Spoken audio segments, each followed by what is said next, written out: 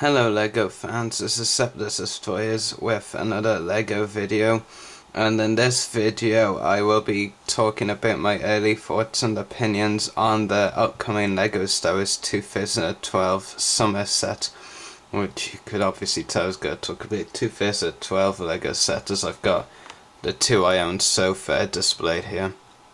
Okay, so I'll start off with how the numbering system for the LEGO summer set goes, which starts with the newly designed desert skiff from Return of the Jedi.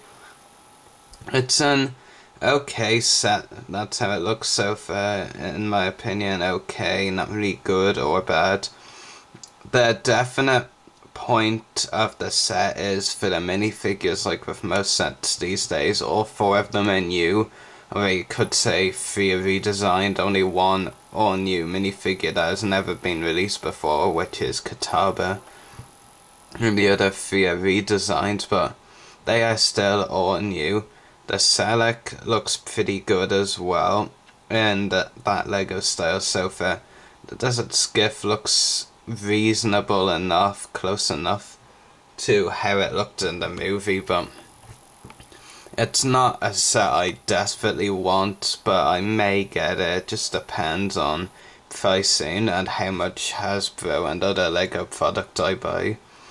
Next up in the numbering system is the first of the Old Republic LEGO set, which is the Republic Striker Starfighter, which includes Satili Shan, T-701 and a Republic Trooper as its minifigures. Now, I'm not massively fond of the idea of they're making the Old Republic vehicles and minifigures, well, vehicles anyway, or whatever, into set. The minifigures look cool so far, but I just don't really think the Old Republic stuff is suited for LEGO sets. And I mean, what happens if these fail? Because I mean, LEGO already twice before these two Old Republic sets will come out gave EU set a chance before, and both of those failed massively. So who's to say these Old Republic sets won't fail?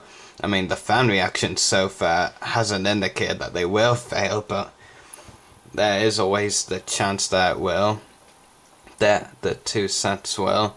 But yeah, just my opinion. And the Republic Striker Starfighter. Now, actually, before I talk about that, it's remarkable really how similar the Old Republic ships look in similar design to actual Star Wars vehicles, and all from outside the Old Republic as well. Like, there's so many similarities between vehicles in the Old Republic and in the movies.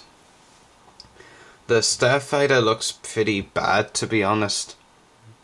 The Republic Striker Starfighter doesn't really look that good, and the minifigures are definitely the saving point for this set. All three of them look awesome, especially the Republic Trooper.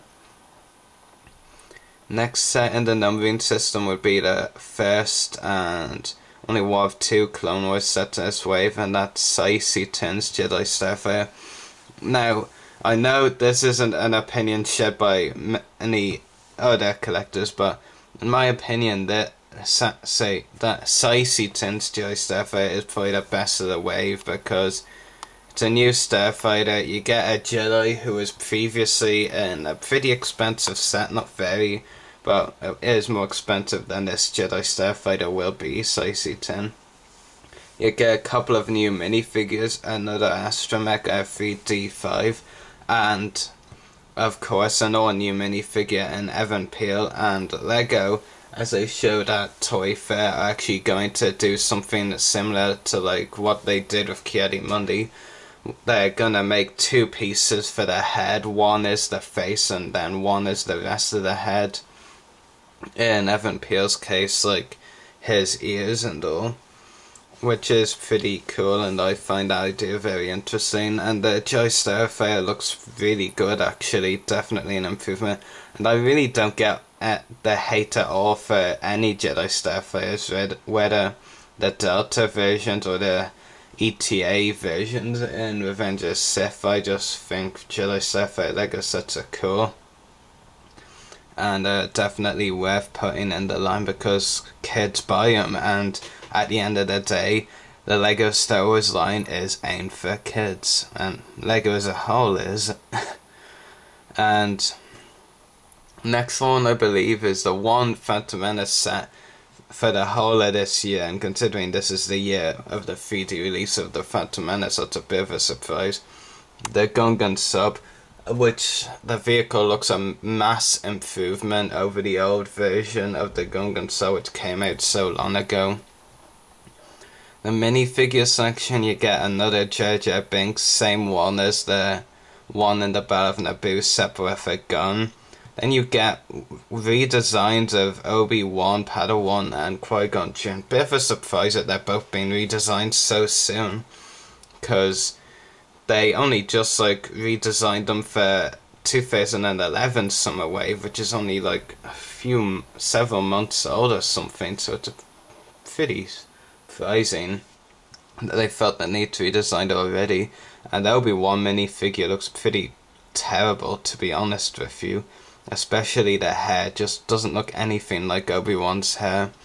The one in the Anakin and Bulba's pod racer set wasn't exactly perfect either, but it was better than the one in this set.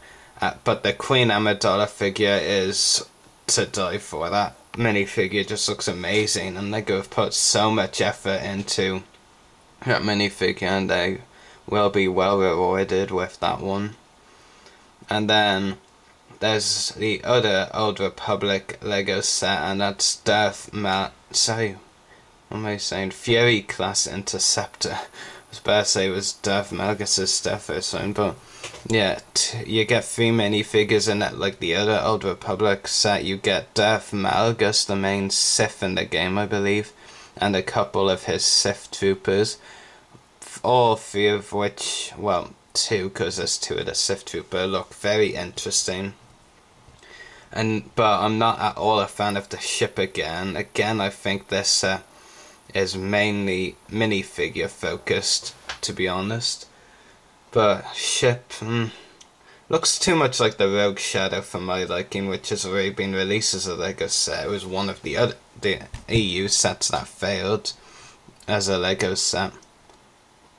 Rogue Shadow and it did it again. The Fury Class Interceptor, which looks very similar, in my opinion, to the Rogue Shadow. And then there's the other Clone Wars set in the Summer Wave, the Malevolence.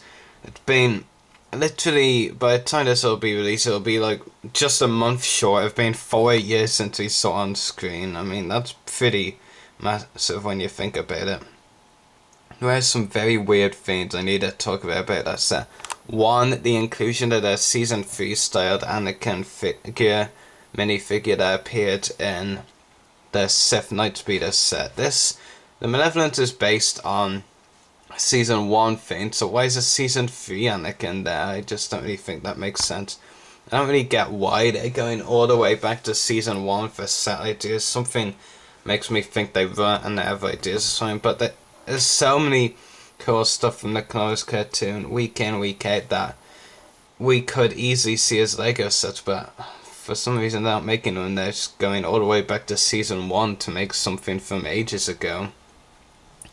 And what really annoys me is that we haven't got any Season 4 sets this year. I would have understood if they hadn't gotten any Season 4 sets out by January of this year, but not having any out by the time of the summer just seems pretty ridiculous to me. So as soon as we can get any animated Clone Wars Phase 2 minifigures is in January 2013.